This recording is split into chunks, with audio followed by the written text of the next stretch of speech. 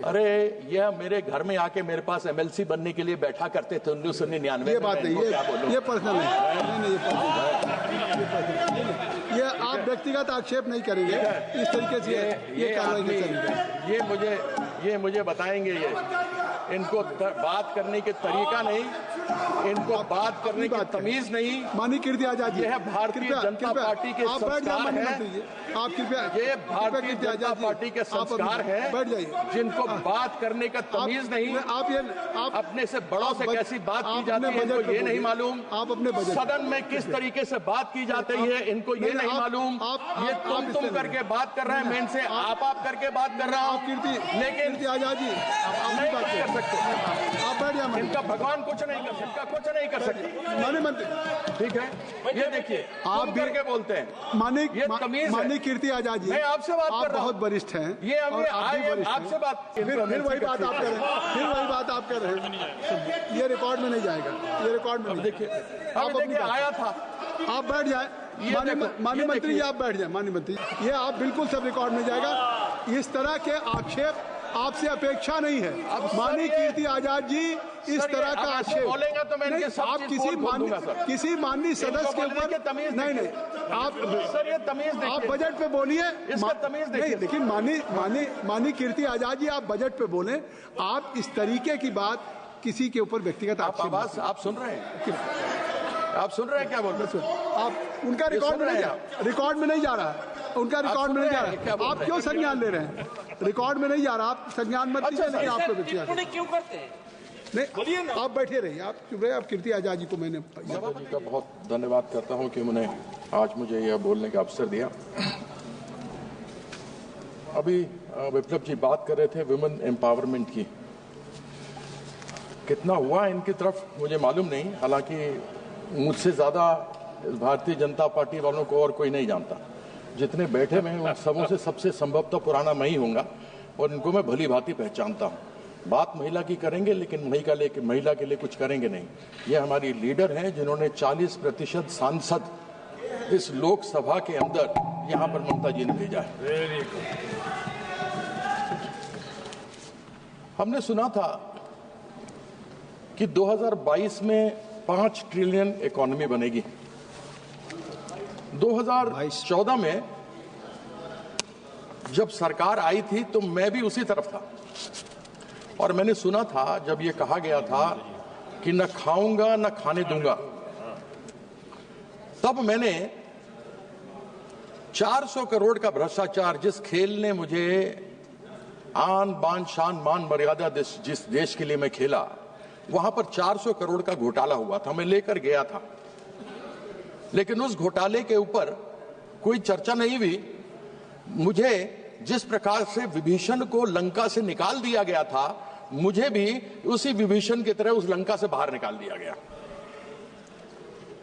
मैं एक एक चीज और राज इनके जानता हूं, मैं उस विषय पर अधिक नहीं जाऊंगा। महिलाओं के बारे में क्या इनकी राय है वह भी मैं जानता हूं।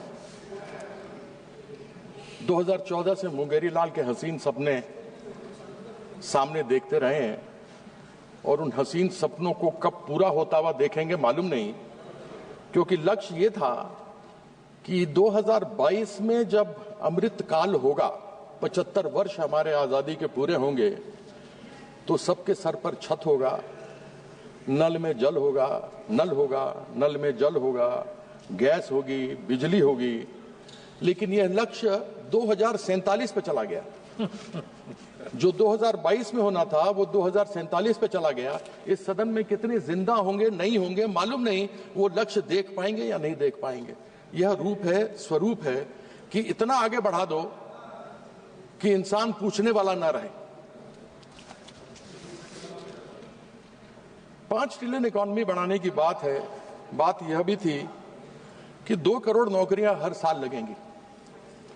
यानी मैं 11वां साल न लेके केवल 10 साल ले लूं तो 20 करोड़ नौकरियां होती, और एक परिवार में 5 व्यक्ति ले लूं तो 100 करोड़ लोगों का इज्जतदार जिंदगी जी सकते थे।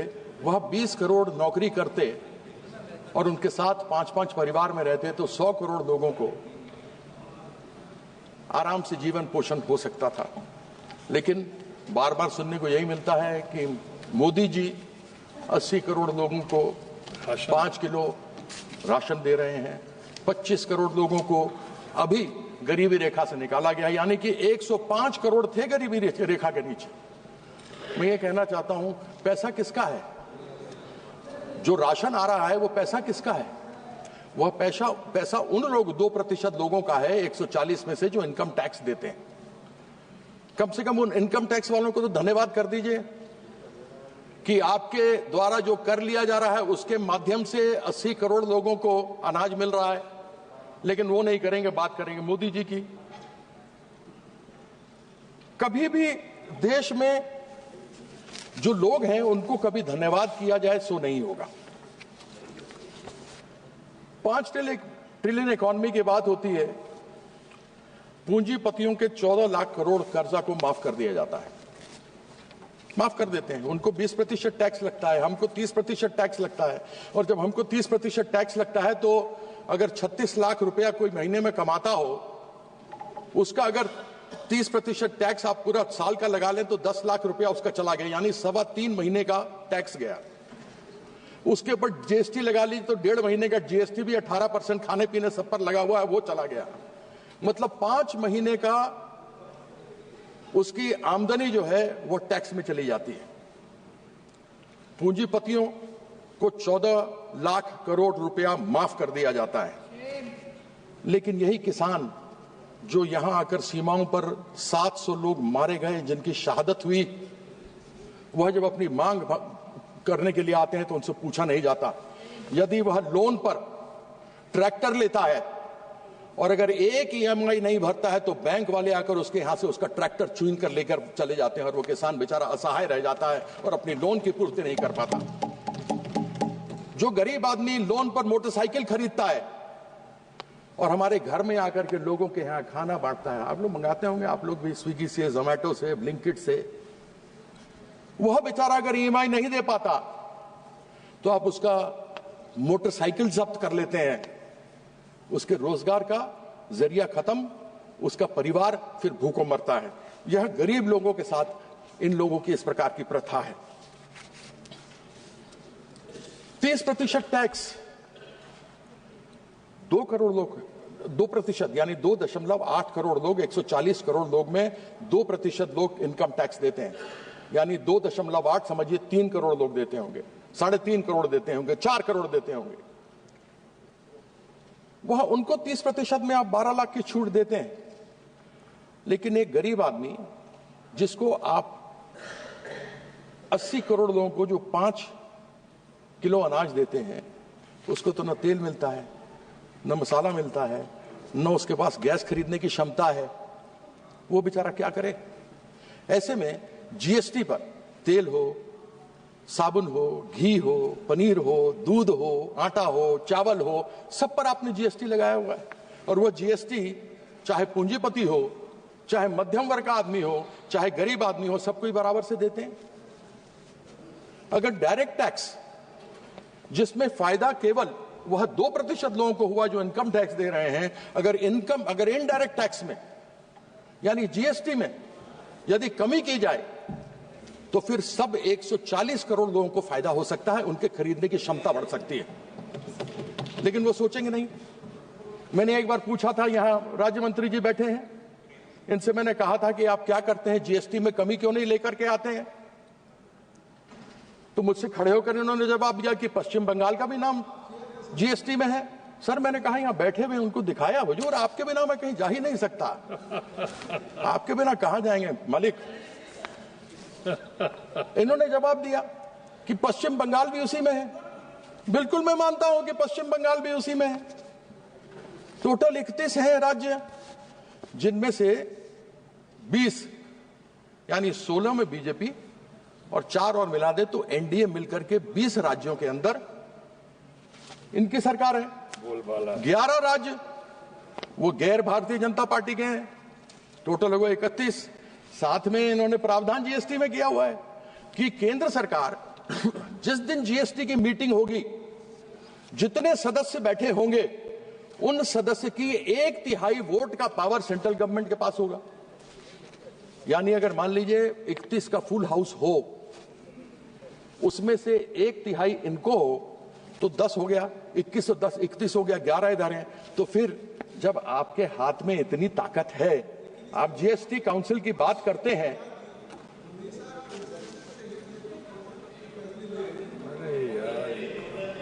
सभापति महोदय, यही तो कह रहा हूं, आपने बिल्कुल सही बात कही।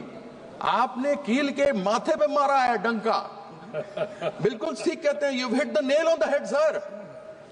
31 लोग इनके हैं, अगर इनके वोट में 10 मिला लूं तो 21 इनके राज्य, 20 इनके राज्य, 10 उसके ऊपर 31 लोग आए हैं, वो 30, 11 विपक्ष के, तो 30 लोग बैठे हुए हैं। तो फिर तेल, घी, पनीर, दूध, आटा, चावल पर तो ये कम कर सकते हैं, क्योंकि इन्हीं की मेजॉरिटी है जीएसटी काउंसिल में। तो इनको मेजॉरिटी बनानी, किसी और को थोड़ा ना बनानी है।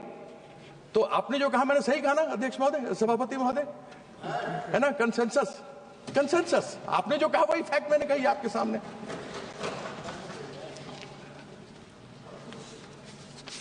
एक बार हमने सुना प्याज की बात, हमने सुना कि माननीय वित्त मंत्री महोदया ने कहा कि उनसे पूछा गया कि प्याज के दाम बहुत बढ़ गए हैं। उन्होंने कहा मैं प्याज खाती नहीं, इसलिए मुझे दाम मालूम नहीं। सभापति महोदय, पेट्रोल और डीजल तो हम लोग भी नहीं खाते, लेकिन दाम तो मालूम है। Petrol diesel, yes, no, we don't eat petrol diesel like she doesn't eat onions, but yet we know the price. Price तो हमको मालूम है साहब कि पेट्रोल डीजल के दाम क्या है। और सेंट्रल गवर्नमेंट ने पेट्रोल डीजल के अंदर पेट्रोल में 19.9 प्रति लीटर का एक्साइज लगाया हुआ है, डीजल में 5.8 रुपए प्रति लीटर का इन्होंने एक्साइज लगाया हुआ। ये बढ़ाया है इन दिनों में। जिस समय स्वर्गीय मनमोहन सिंह जी हमारे प्रधानमंत्री थे, उस समय कच्चे तेल की कीमत $112 प्रति बैरल थी। तब उस समय, दिल्ली की बात करता हूं, 65 रुपए प्रति लीटर पेट्रोल था। जिस समय माननीय नरेंद्र मोदी जी यहां पर प्रधानमंत्री बनकर के आए, उस समय कच्चे तेल के बैरल की कीमत $60 प्रति बैरल थी। और उस समय तब बात चलती थी और हम भी खड़े होकर के चिल्लाते थे, बहुत हुई महंगाई की मार, पेट्रोल डीजल की मार, अब की बार टन टन टन सरकार। अब वही बोलना पड़ेगा ना, क्योंकि हुआ कुछ नहीं। हम यही बोलते थे। तब था 60 रुपए प्रति डॉलर बैरल। मनमोहन सिंह जी के समय था $112 प्रति बैरल। तब था 65 रुपए। उसके बाद वो 60 से बढ़कर आज हुआ है 225 में 80 रुपए प्रति बैरल। लेकिन पेट्रोल और डीजल सेंचुरी मार रहा है। बेचारा विराट कोहली और रोहित शर्मा मारने में उसको बहुत मुश्किल हो रही है, और 3 साल से सेंचुरी पर बैठे हैं। क्यों नहीं कम करते एक्साइज? कर दे कम, और नहीं तो ले आए जीएसटी में, और फिर इन्हीं की है मेजॉरिटी। 31 राज्य 10% और मिला लीजिए, 31 के 41 में 31 ही है, 31। अच्छा। तो लोगों को बोलना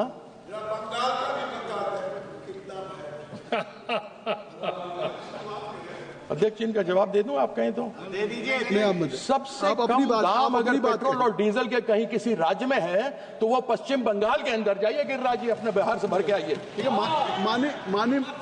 माननीय मंत्री जी ने खड़े होकर आपसे कोई जवाब नहीं पूछा, इसलिए आप अपनी बात करें। अरे यह मेरे घर में आके मेरे पास एमएलसी बनने के लिए बैठा करते थे 1999 में। ये बात नहीं, ये पर्सनल नहीं, ये आप व्यक्तिगत आक्षेप नहीं करेंगे इस तरीके से। ये कार्रवाई नहीं करेंगे। ये मुझे बताएंगे। ये इनको बात करने के तरीका नहीं, इनको बात करने की तमीज नहीं। माननीय कीर्ति आजाद जी, यह भारतीय जनता पार्टी के संस्कार हैं। आप कृपया, ये भारतीय जनता पार्टी के संस्कार हैं, बैठ जाइए, जिनको बात करने का तमीज नहीं। आप अपने से बड़ों से कैसी बात की जाती है इनको ये नहीं मालूम। आप अपने सदन में किस तरीके से बात की जाती है इनको ये नहीं मालूम।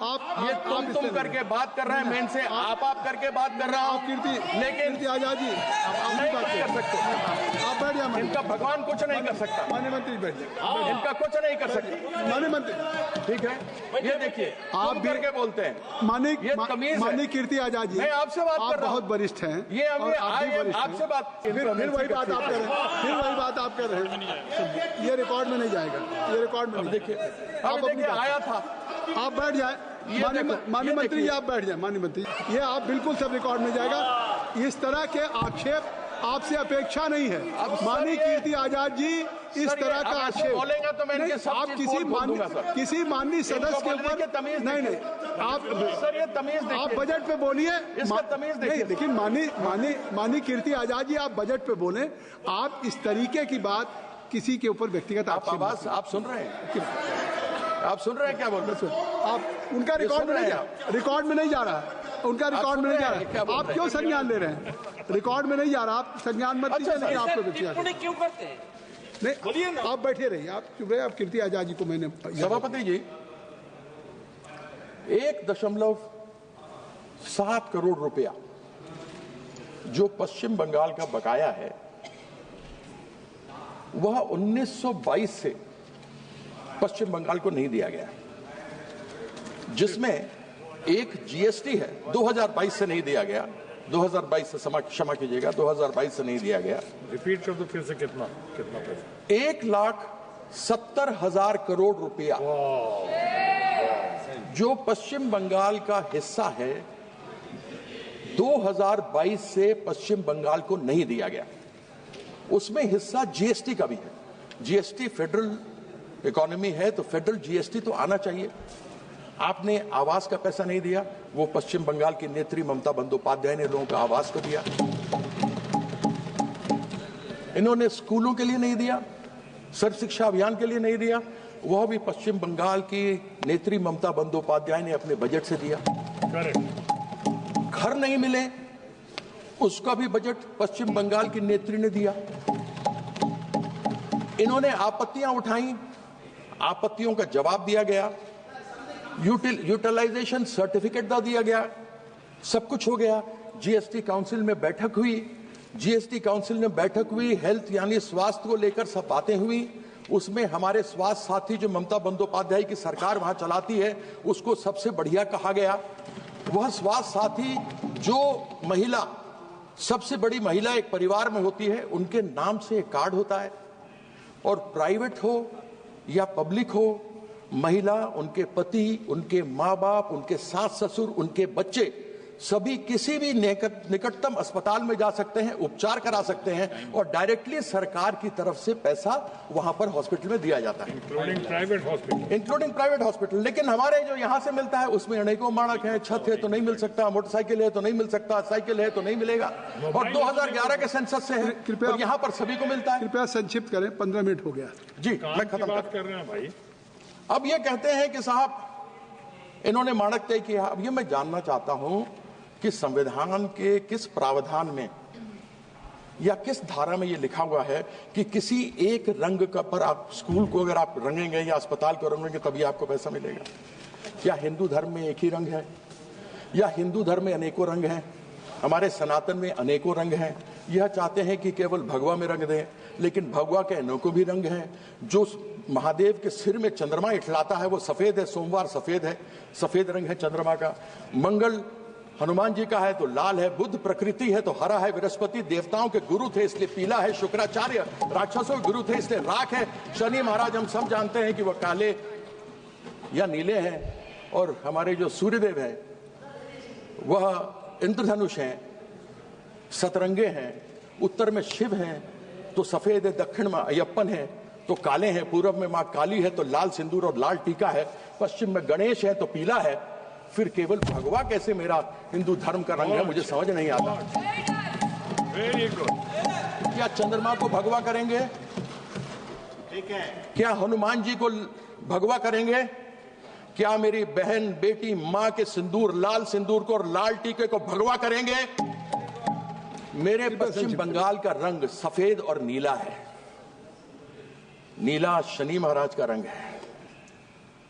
नीले को ये भगवा करना चाहते हैं 2021 में। तो 2021 में तो जब इन्होंने नीला करने के लिए आया था, जब ये अपना ध्वज गाड़ने आए थे, तो 2021 में तो शनि महाराज का ढैया लग गया। इस बार जो आएंगे ना 2026 में, इस बार 7.5 लगने वाला है। इस चीज का आपके एक सदस्य को और बोलना, मैं आपके एक सदस्य को और बोलना करता हूँ। बहुत बहुत धन्यवाद। समय बोलने को बहुत कुछ था, लेकिन मेरे भाई साहब ने समय ले लिया, इस कारण से मुझे अपना वक्तव्य को छोटा करना पड़ रहा। मैं आपका धन्यवाद करता हूँ। धन्यवाद।